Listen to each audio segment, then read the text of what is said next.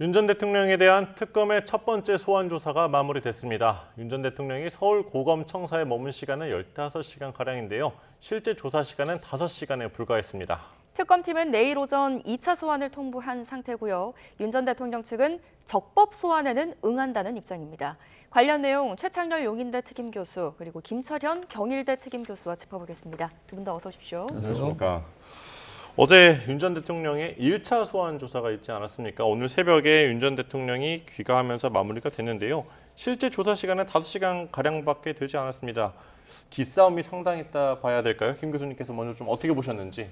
그래서 일단 윤석열 전 대통령에 대한 체포영장을 청구했다 또 기각도 했기 때문에 네. 아마 특검 입장에서 볼 때는 조금 체면이 구긴 입장도 있는데 어쨌든 윤석열 전 대통령 측에서 요구했던 그 비공개를 안 받아들이고 공개 출석을 했거든요. 그렇기 때문에 나름대로 저는 아마 윤석열 대통령 측에서는 상당히 아마 본인 이번 특검 조사에 대해서 조금 당당하게 임하겠다.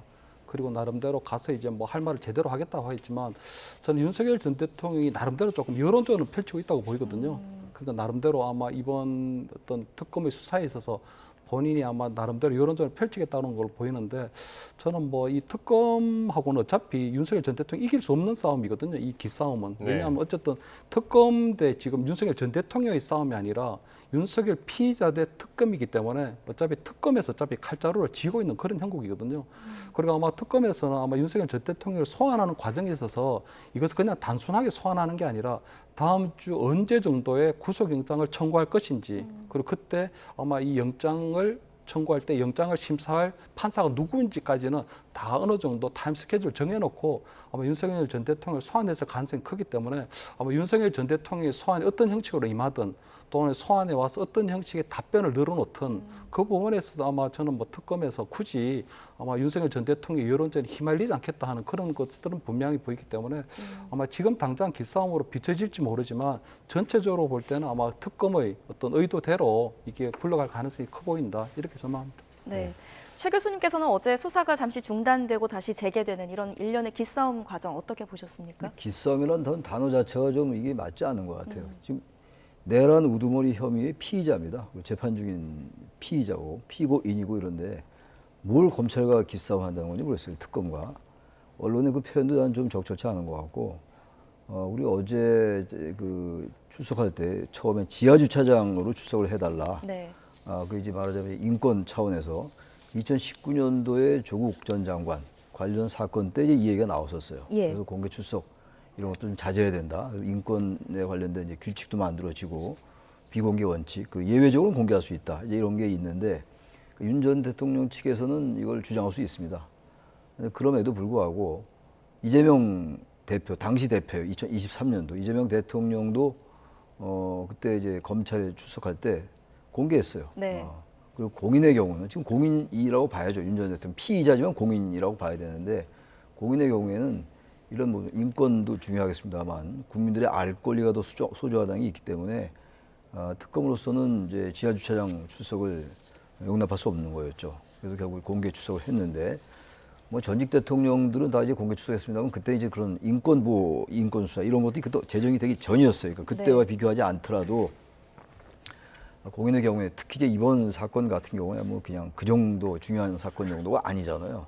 내란 사건이기 때문에 당연히 국민의 알 권리가 소중하기 때문에 검찰은 이제 특검은 비공개를 받아들이지 않았던 것이고 이제 거기서부터 이제 이른바 기싸움이 시작됐던 거고 아까 리포트에서 나오긴 하던데 그 박창환 총경이 이제 수사를 담당해서 조사를 담당했는데 지금 이제 윤석열 전 대통령 측의 주장에 의하면 그 체포영장 집행을 지휘했다. 현장에 있었다 이런 얘기인데 현장에 있지 않았다는 거 아닙니까? 특검부가 그 발표를 했어요. 박지영 특검부가 허위 사실이다. 박창환 총경은 거기 현장에 있지 않고 지휘하지 않았다. 그럼에도 불구하고 끝까지 거부해서 중단됐었어요. 그리고 나중에 이제 국무회의 의결 문제라든지 그리고 다른 문제 가지고 이제 외환으로 외환 혐의 이 두 가지는 이제 다른 부장검사들이 확인했는데 그러니까 아까 우리 김철현 교수 말씀처럼 아마 여론전을 의식하는 것 같긴 해요.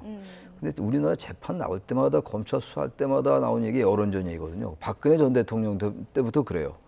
이건 검찰이 사법적 영역으로 하는 거기 때문에 특검도 그렇고 법원도 마찬가지이기 때문에 여론전이라는 이런 생각을 버려야 될 것 같아요. 이게 여론전이 될 일입니까? 게다가 지금 이 내란 혐의의 우두머리 이제 혐의자인데 윤 전 대통령의 대면 조사는 처음이에요. 처음 이루어진 겁니다. 특검이건 검찰이건 대면 조사 자체가. 그래서 일단 이 패러다임을 우리 본 이 뭐라고 할까 관점을 바꿔야 돼. 기싸움이다, 뭐 여론전이다 할 게 아니고 법에 따라서 하는 겁니다, 그냥. 근데 아직도 윤 전 대통령 측에서는 반성의 어떤 그런 의미가 없는 거로 보여요. 지금 그런 거 할 때가 아니거든요. 예, 그게 저의 총평입니다. 어제 특검을 본. 예.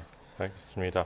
최 교수님께서 말씀해 주신 것처럼 이제 공개 출석은 뭐 국민의 알 권리 등 이런 거 고려해서 좀 이뤄진 것 같다 말씀해 주셨는데 출석 때와 같이 어제 청사를 빠져나갈 때도 기자들 질문에 아무런 답변 없이 이렇게 귀가했단 말이에요. 또 뭐 이제 기존의 법원에 있는 형사재판에서도 지지자들을 뭐 보게 비켜달라 이런 말 외에는 전혀 하지 않았는데 윤 전 대통령이 이렇게 묵묵부답인 모습에 대해서는 좀 김 교수님은 어떻게 평가하십니까? 그래서 그 퇴임 이후에 검찰 조사를 받은 첫 번째 대통령이 노무현 대통령이었거든요. 네. 그때 아마 노무현 대통령이 면목이 없다고 네. 얘기를 했죠. 그다음에 지난번에 박근혜 전 대통령 때는 본인이 국민에 대해서 송구하다는 말씀을 했고, 그다음에 윤석열 전 대통령 입장에서 볼 때는 아마 본인이 헌법과 법률에 따른 비상계엄을 선포했는데 지금 뭐 제가 볼 때는 아마 탄핵까지 당한 마당이지만 본인의 입장에서 볼 때 굉장히 억울하다는 그런 심정을 갖고 있는 것 같아요. 그리고 나름대로 본인의 어떤 비상계엄 선포나 이런 것들은 굉장히 조금 뭐 전혀 어떤 불법적이거나 위헌적이지 않았다는 자기 확정적인 그런 부분도 있는 것 같거든요. 네. 아마 그런 것들이 저는 보면 아마 윤석열 전 대통령이 검사 출신과 법률가 출신의 첫 번째 대통령이고 두 번째는 아마 본인이 2016년 그때 박근혜 전 대통령 국정농단 그때 아마 특검 때도 본인이 수사를 해봤기 때문에 본인이 나름대로 책임져야 될 부분들이 사법적 영역에서는 많지 않다.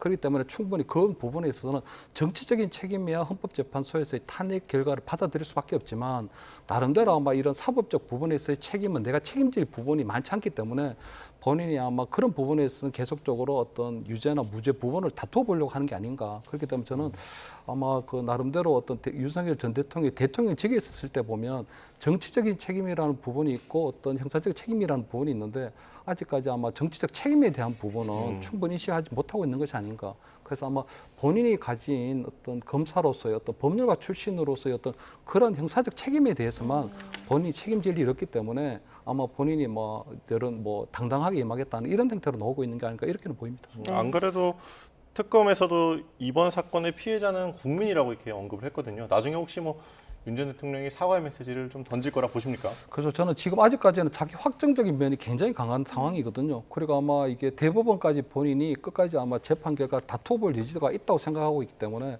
아마 어느 정도 대법원에서의 최종 결과가 나온다면야 네. 모르지만 지금 당장은 본인이 어떤 대국민 사과를 한다거나 죄송하다는 얘기를 하게 되면 마치 본인이 모든 형사적 책임이 있는 것처럼 본인이 받아들이는 걸로 네. 생각하고 있기 때문에 아마 지금 당장은 아마 어떤 대국민 사과 메시지를 낸다거나 어떤 반성의 메시지를 내기에는 조금 힘들어 보이지 않을까 이렇게 보입니다. 자, 어제 조사는 한 차례 중단이 됐었습니다. 이유는 아까 최창렬 교수님께서 말씀하셨던 것처럼 이 박창환 총경이 조사를 했더니 검사가 좀 조사를 해달라 이렇게 요청을 했습니다.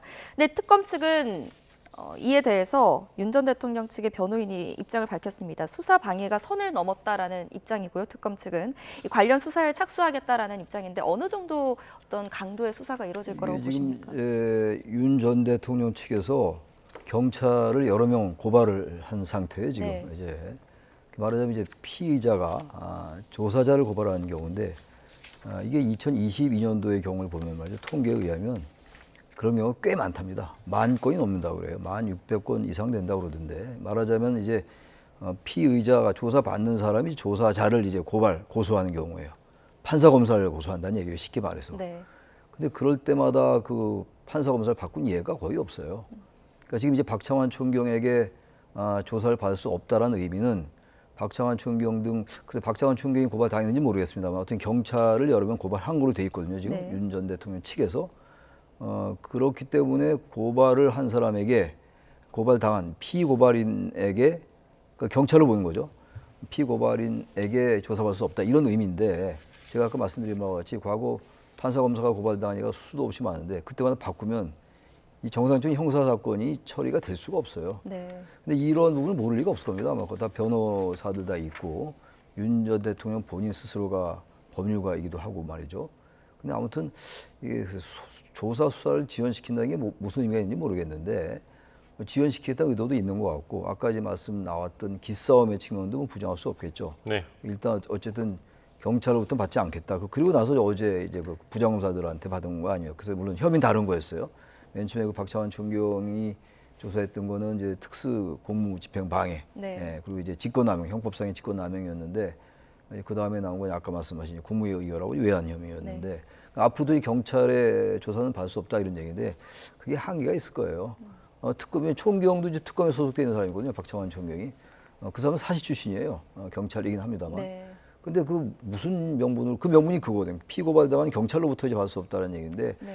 글쎄 그게 한계가 있지 않을까. 그래서 저는 이 조사나 수사라는 거를 뭐 피할 수가 없을 거 아니겠어요. 아마 이제 소환되고 난 다음에 영장을 청구할 가능성이 높다고 보는데 지난번에 왜 그 지기현 판사가 석방하고 신무정 검찰이 그 직시항고를 하지 않아서 지금 석방 상태에 있는 거거든요. 네. 그다음에 특검은 이제 구속으로 갈 가능성이 높긴 한데 어떤 그런 부분들이 국민들에게 얼마나 어떻게 미칠지 모르겠어요. 그렇게 자꾸만 수사 조사를 거부하고 다른 이유 들고 아까 말씀 나눴던 지하주차장 출석하는 것부터 해서 조사를 거부하고 어제 15시간 있었습니다만 사실상의 조사 시간은 얼마 안 됐다는 거 아니에요? 5시간 정도 됐고 자정은 넘기지 않았습니다만 앞으로 이런 게 계속될 거예요 아마. 이제 특검 6월 12일 날 내란 특검이 이제 발족했고 네. 이제 한 뭐 18일 19일 되는 거 아니겠어요? 근데 이게 최장 170일이기 때문에 할 때마다 이렇게 하겠어요? 특검을. 지금 내란 특검도 있죠. 김건희 여사 특검이 있죠. 김건희 특검이 있고 또 최상병 특검도 있는데 거기다 윤 전 대통령이 관여되어 있다고 해도 어쨌든 간에. 그래서 이게 정말 국민들이 볼 때 이거 피곤하게 진행될 수 있을 것 같아요. 이게 때마다 이런 게 계속 나오고 신경전하고 뭐 조사 거부하고 이런 일이 반복되면은 그래서 이거는 윤 전 대통령 측에서 사과할 일은 만무하고 좀 생각을 바꿔서 조사에 당당히 임하는 게 그게 그나마 국민에 대한 최소한의 도리 아니겠는가 그런 생각이 듭니다. 말씀해주신 측면에서 어제 특검 같은 경우에도 피의자가 수사관을 뭐 고소 고발한다고 해서 이제 수사관을 뭐 배제한다면은 수사가 진행되기 어렵다. 특검이 이렇게 밝혔거든요.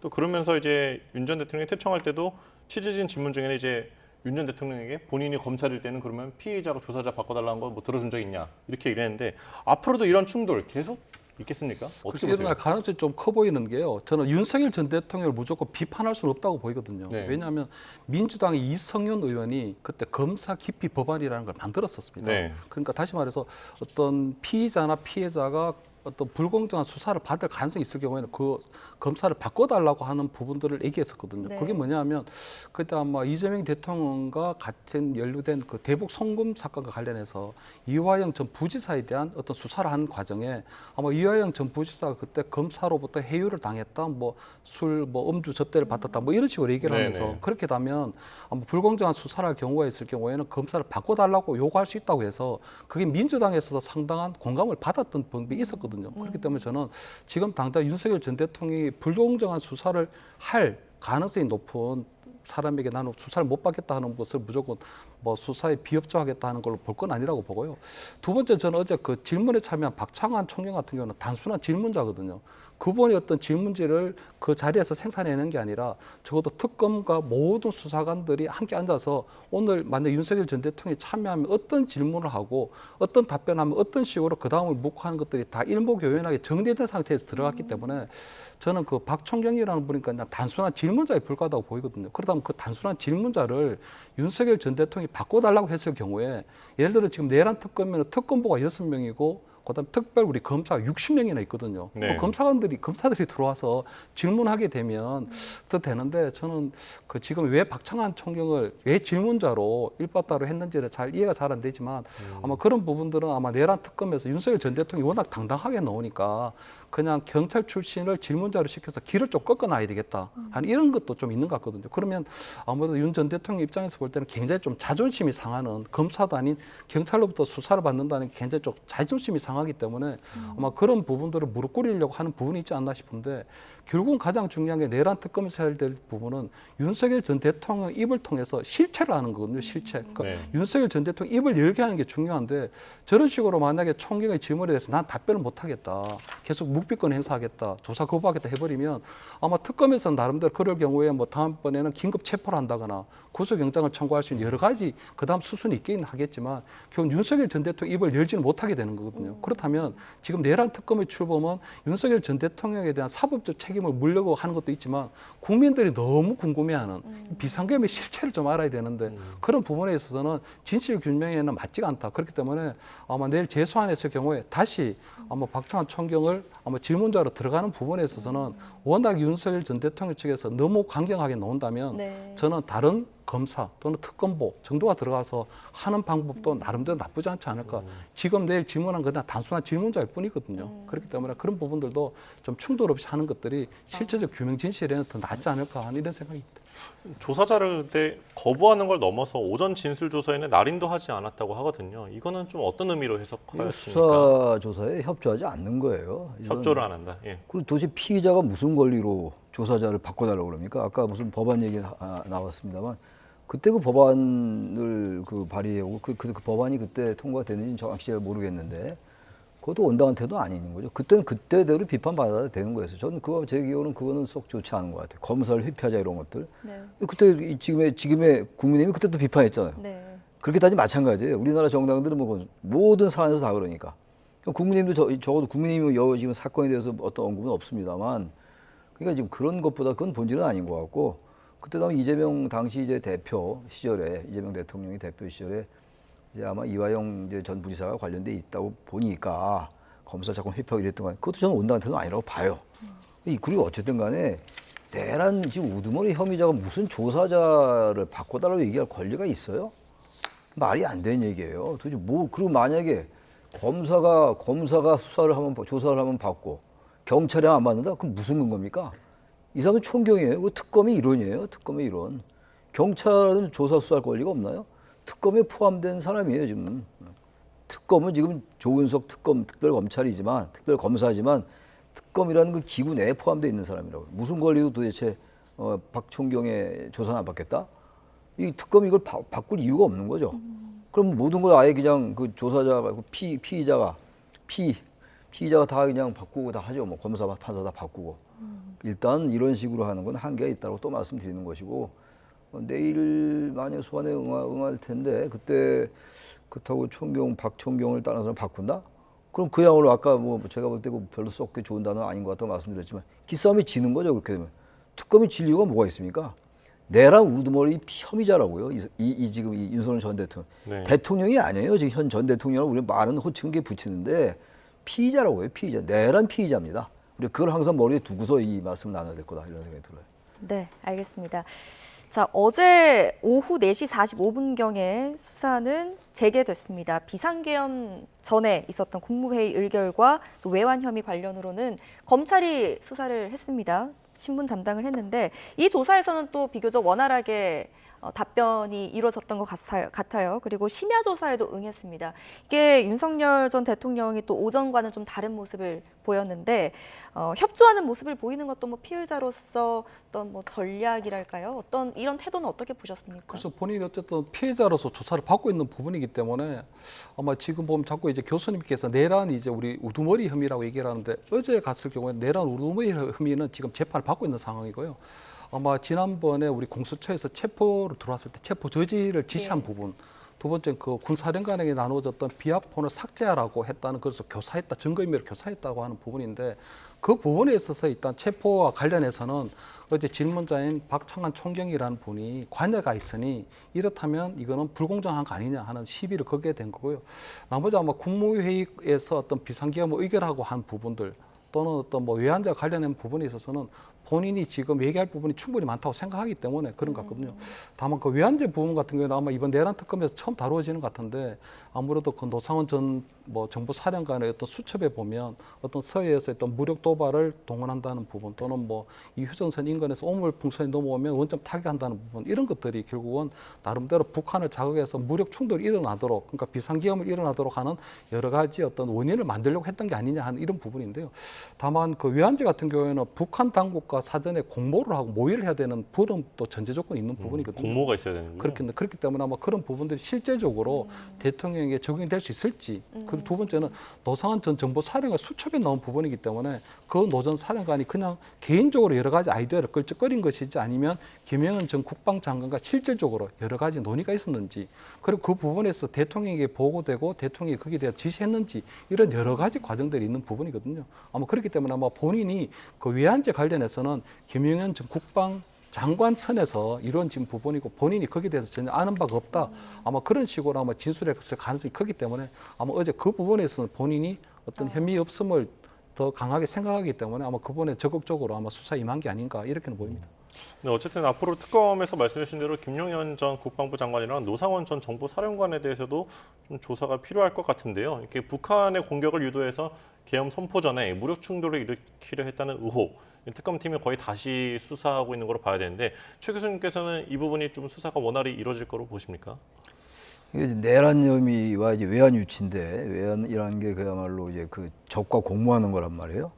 근데 이 부분이 이게 아주 중요할 수 있어요.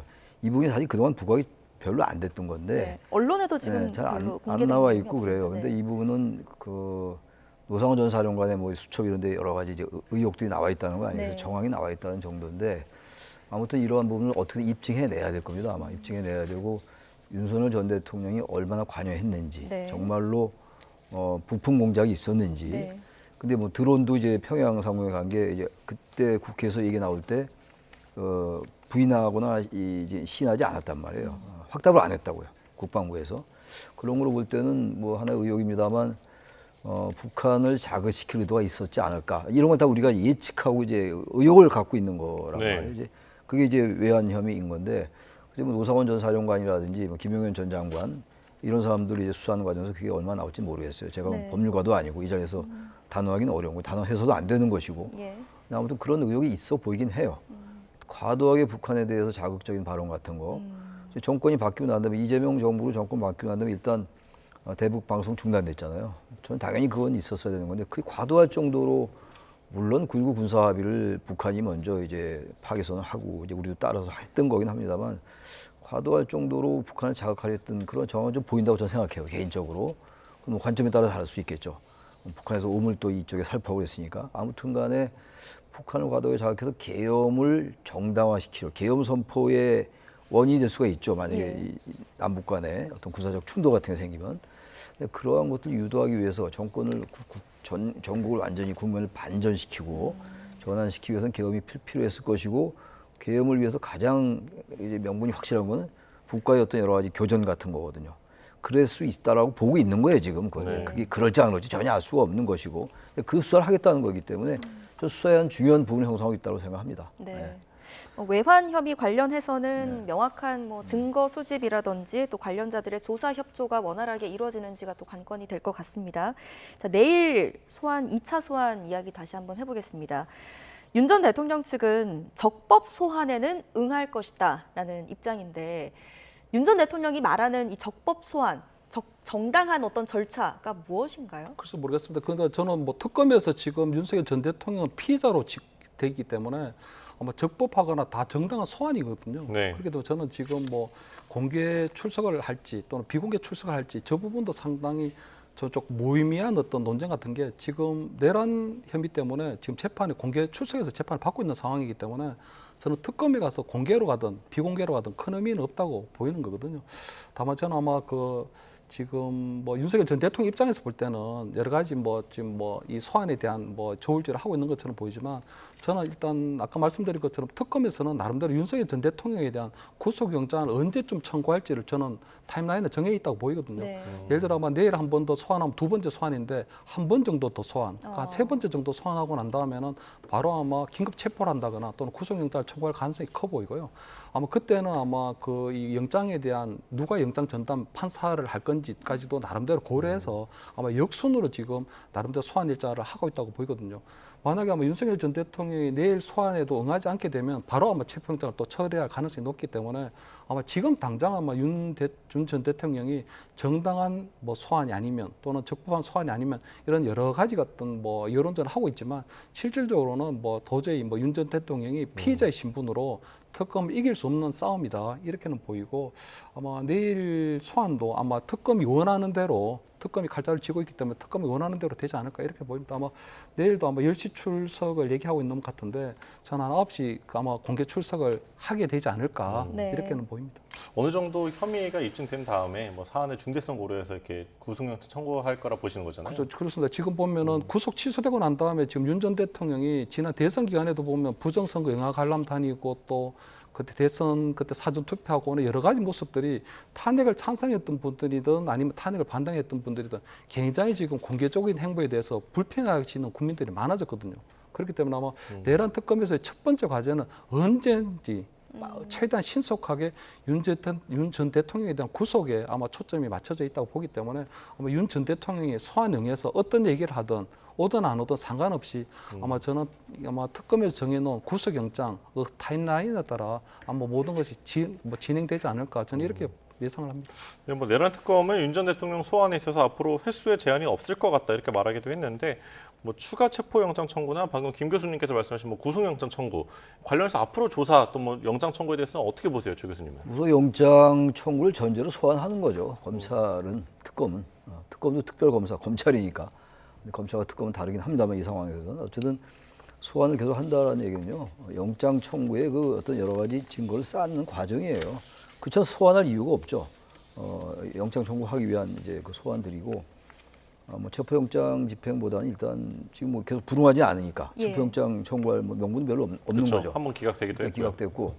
기각됐던 이유가 이제 특검의 소환 요구에는 응하겠다라고 의견서 제출했기 때문에 기각된 거를 우리가 보고 있는 건데 영장 청구가 한두 번 내일 또 소환하면 2차 소환이니까 한두 번 더 한 다음에 아마 영장 청구할 가능성이 높다고 생각해요. 발부 여부는 알 수 없겠습니다만. 근데 그동안 쭉 이제 윤석열 전 대통령 측에서 보여왔던 행태가 고위공직자범죄수사처, 공수처가 수사 권한이 없다. 그게 얼마나 많은 국민들에게만 익히 들여왔던 얘기들이었어요. 체포영장 집행도 이건 권한이 없다. 그리고 공수처가 수사 권한이 없기 때문에 영장 자체가 이게 적법하지 않다라는 입장을 견제해왔던 거 아니었겠어요. 그래서 이른바 법기술을 계속 동원한 게 아니냐. 그런 점이 많이 있었고, 특히 이제 관할 법원 문제, 이거 계속 얘기돼 왔던 거였잖아요. 그리고 그 헌법재판소 재판 과정에서 여러 가지 문제, 절차적 문제를 제기해 왔고 논란이 많이 있었잖아요. 네. 그리고 그랬던 우리의 과거로 하면 몇 달 전 얘기들이에요. 뭐 오래전 얘기도 아니겠습니다만 그래 왔기 때문에 지금도 얘기하는 그 기싸움이라는 거 그리고 이제 그 총경의 조사를 거부한다는 이런 것도 아마 그런 일환인 것 같아요. 자꾸 법적인 문제를 계속 제기함으로써 뭔가 자신이 정당하다. 글쎄 아직도 계엄령이 야당의 이른바 입법 독재, 탄핵 남발에 대한 국민들에게 알리기 위해 이런 것들을 알리기 위한 계몽이었다고 생각하는 건지 그건 알 수 없어요. 알 수 없습니다만 정말 그렇게 생각한다면 당당히 임하는 게 맞겠죠. 그래서 당당히 임하는 게 아닌가 생각이 들기도 하는데 그래서 모르겠어요. 그게 법률적으로 얼마나 제가 볼 때는 거의 저는 그게 받아들일 확률은 거의 제로에 가깝다고 보긴 합니다만 그런 입장을 가지고 있는 게 아닌가라는 생각이 들기도 합니다. 네. 자, 특검팀은 내일 오전 9시로 일단 소환을 통보한 상황입니다. 내일 오전 9시에 어떤 상황이 펼쳐질지 저희도 한번 지켜보도록 하겠습니다.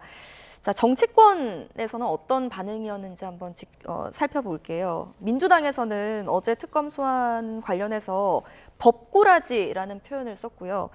국민의힘에서는 따로 어떤 공식적인 논평이 없었습니다. 어떻게 보셨어요? 일단 뭐 민주당에서 전직 대통령에 대해서 법꾸라지라고 이렇게 조롱을 해도 지금 뭐 국민 여론상 지금 그렇게 뭐 반발이 생기는 건 아니거든요.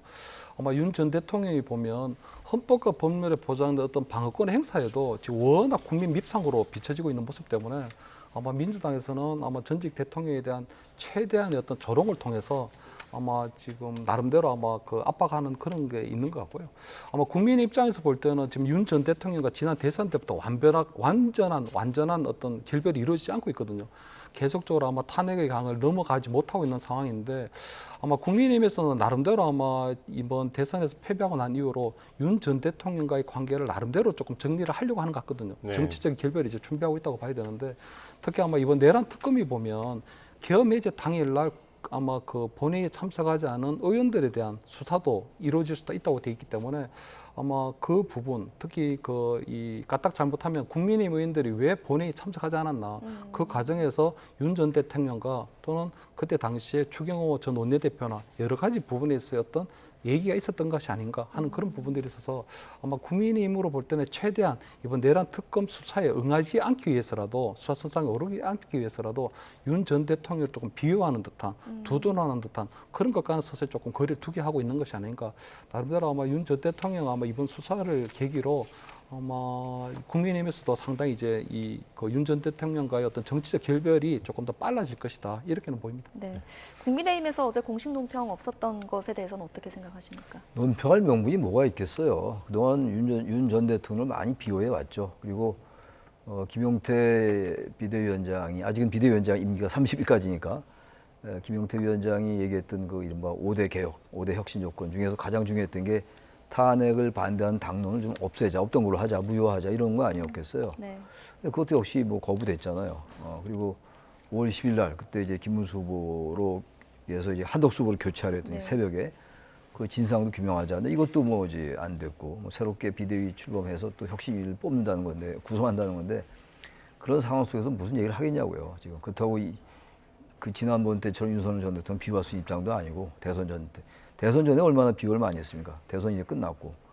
그래서 아무 할 말이 없을 겁니다. 아마 여러 가지 뭐 자신들도 생각이 있을 텐데, 아무리 친윤이라는 분들도 지금 뭐라고 얘기하겠어요? 그 뭐 지금 검찰 특검을 비판하겠습니까? 뭐 경찰을 비판하겠어요.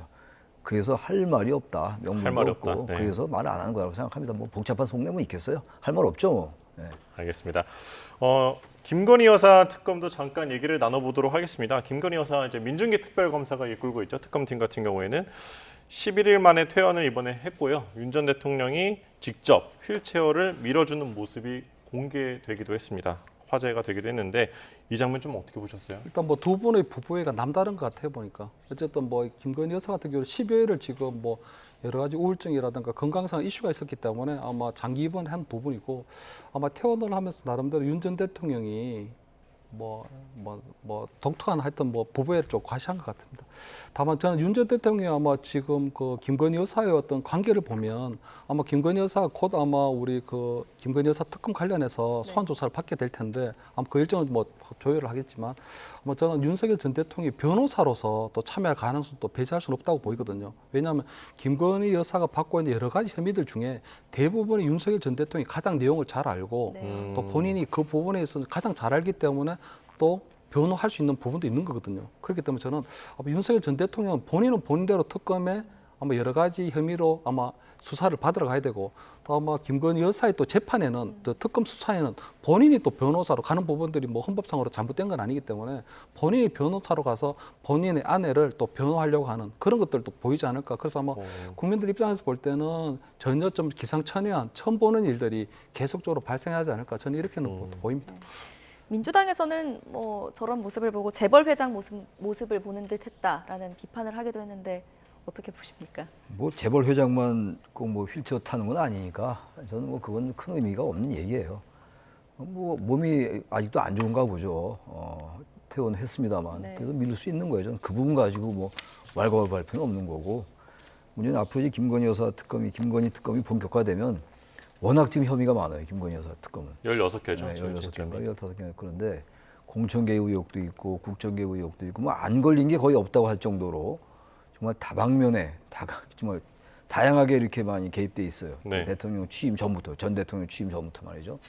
그래서 김건희 특검도 아마 지금 내란 혐의 특검 못지않게 네. 관심을 받을 거예요. 그런데 우려스러운 게 지금 이제 윤석열 전 대통령 어제 처음 소환된 거 아니었어요? 그리고 이제 특검 시작한 건데 6월 12일 날 발족했으니까. 근데 다른 특검은 2개 특검이 김건희 특검하고 지금 이제 그 최상병 특검 다 이제 본격적으로 시작할 텐데 최장 170일인데 국민들이 엄청난 피로감을 느낄 것 같아요. 계속 저렇게 신경전하고 뭐 지금도 아까 얘기가 그거 아닙니까? 정당한 소환 요청에 응하겠다. 뭡니까? 소환 요청에 응하겠다 이렇게 얘기해야지. 정당한 소환 요청은 아예 이 검찰의 소환이나 특검의 소환이 이게 정당하지 않을 수 있다라는 그 나락을 깐다고 저는 해석이 되거든요. 전제를 깔고 한 얘기거든요. 보기에 따라서 아무 별 얘기 아닌 것 같습니다만 그런 함의가 좀 내포되어 있다고 봐요. 계속 절차의 문제를 제기하고 그러면 정말 피곤해질 것 같아요. 스스로들이 반성하고 소환에 응하면서 당당히 얘기할 건 얘기하고, 아니 무죄 추정의 원칙이 있으니까 네. 할 얘기가 이렇게 해야 되는데 자꾸 법률적인 어떤 절차, 형사소송법의 문제, 그러니까 법꾸라지 소리가 나왔던 게 아닌가 생각이 드는데 그러지 말았으면 좋겠어요. 절차 문제 가지고 하지 말고 본질적으로 이게 과연 혐의가 있나 없나를 밝히는 게 중요하지, 계속 이렇게 소환 요청에 대해서 뭐 공개냐 비공개냐 뭐 조사를 누가 하느냐 그래봐야 이게 한계가 뚜렷하다고요. 그래야 오히려 전 나중에 형량에도 별로 안 좋은 영향 미칠 것 같아요. 전 이러지 말았으면 좋겠다는 생각을 드립니다. 예. 알겠습니다. 김 여사 측 말씀해 주신 대로 정당한 소환 요청에는 성실히 응하겠다고 밝힌 바 있습니다. 공개 출석과 관련해서도 많은 관심이 쏠릴 것 같습니다. 윤 전 대통령도 이미 공개 출석을 한 상황인데 앞으로 뭐 특검과 조율해서 어떻게 보면 또 윤 전 대통령보다는 덜 공인일 수 있잖아요. 어떻게 좀 앞으로 출석의 모습이 어떻게 진행될 거라고 그래서 보실까요? 뭐 특검에서 저는 그 김건희 여사의 어떤 담당 주치를 통해서 김건희 여사가 지금 태어나면서 어느 정도의 건강 상태인지, 지금 아마 특검에서 소환을 하면은 당장 수사를 할 수 있을 정도의 건강이 되는지는 확인했다고 보이거든요. 네. 그렇기 때문에 아마 다음 주 뭐 내일 월요일 정도 되면 저는 적어도 김건희 여사 측과 언제 아마 출석을 해서 조사를 받아야 될 것인지를 아마 협의를 할 것 같은데, 다만 지금 김건희 여사 측에서 보면 정당한 소환 요청에도 응하겠다고 했지만 두 번째는 보면 일시하고 장소를 협의해달라고 하고 있거든요. 네. 그렇기 때문에 아마 저는 일시하고 장소는 뭐 일시는 모르겠지만 장소 같은 경우에는 특검 사무실 때 이렇게 뻔한데 지금 일시뿐만 아니라 장소 부분을 얘기했다는 건 지난번에 아마 그 영부인 시절에 네. 아마 그때 검사가 와서 그때 우리가 출장조사 안가 의혹이 출장 있었죠. 조사 받은 그런 부분을 염두에 두고 있는지 모르지만 사실은 그런 것들이 지금 다 이제 무용한 것들이거든요. 그렇기 때문에 아마 저는 특검에서 김건희 여사에 대한 건강 상태가 확인되고 난 이후이기 때문에 저는 최대한 신속하게 아마 그 소환 통보를 할 가능성이 크고, 아마 저는 김건희 여사 같은 경우에는 전직 대통령에 대한 예우에 관한 법률에서 경호 부분은 모르지만 나머지는 완전한 그냥 일반 국민과 똑같기 때문에 그렇죠. 아마 특검에서는 김건희 여사에 대해서는 검찰 포토라인에 세우고 네. 공개적으로 소환에다가 아마 검찰의 포토라인 세우는 것을 아마 가장 목표로 하고 있지 않을까. 그렇기 때문에 아마 김건희 여사 이번에 아마 다음 주 중에는 아마 제가 볼 때는 검찰 포토라인에서는 소환되는 통보를 받게 되지 않을까 이렇게는 보입니다. 네, 다음 주 수요일 이제 7월 2일이죠. 7월 2일에 이제 김건희 특별검사팀도 이제 본격적인 수사를 개시할 텐데요. 수사할 항목만 16가지 쟁점이 됩니다. 마지막으로 좀 최창렬 교수님께도 한번 여쭤보겠습니다. 앞으로 소환이 어느 정도 이루어질 거라 좀 보시고 수사가 좀 어떤 방향으로 진행될 거라 보시나요? 김건희 이제 특검도 이제 곧 이제 특검에서 소환을 할 거예요. 지금 다 설명하신 것처럼 하고 아마 내란 특검 못지않게 주목을 받을 거예요. 사실 지난 정권이 김건희 여사가 사실 때마다 안 나온 적이 없어요. 등장을 거의 안 한 적이 없을 네. 정도고, 대통령 부인이 그렇게 관련돼서 보도가 많이 된 전직 대통령이 있나 네. 기억이 안 납니다. 정말로 어떻게 보면 국정의 여러 가지 혼란상 결국 이제 계엄으로 기결이 났고 그런 비극으로 결말이 났는데 네. 계엄에 직접적인 영향이 있다고 단정할 수는 없겠으나 여러 가지 지금 혐의가 워낙 많잖아요. 16개나 되는 혐의. 보면은 거기 어디까지가 혐의가 있고 또 그런 건 이제 뭐 앞으로 재판에서 밝혀지겠습니다만 국민들이 그동안 궁금해했던 거. 김건희 여사 뭐 건진법사 문제도 있고 명태균 씨 있고 거의 우리나라 국민들 모든 사람이 알고 있을 정도의 예. 그 내용이 거의 다 이 특검에 김건희 특검에 다 포함된 혐의들이에요. 그걸 이제 얼마나 잘 밝혀낼 수 있을지 또 다시 말씀드립니다만 제발 절차 문제나 법률적인 이런 형사소송법상의 문제 가지고 김건희 여사나 윤 전 대통령 측에서 시비는 좀 그만 걸었으면 좋겠다. 그래봐야 무용하다 이런 생각이 듭니다. 무망할 것이다. 예. 네. 알겠습니다. 오늘 여기까지 듣겠습니다. 지금까지 최창렬 용인대 특임교수, 김철현 경일대 특임교수와 함께했습니다. 두 분 다 감사합니다. 네. 고맙습니다.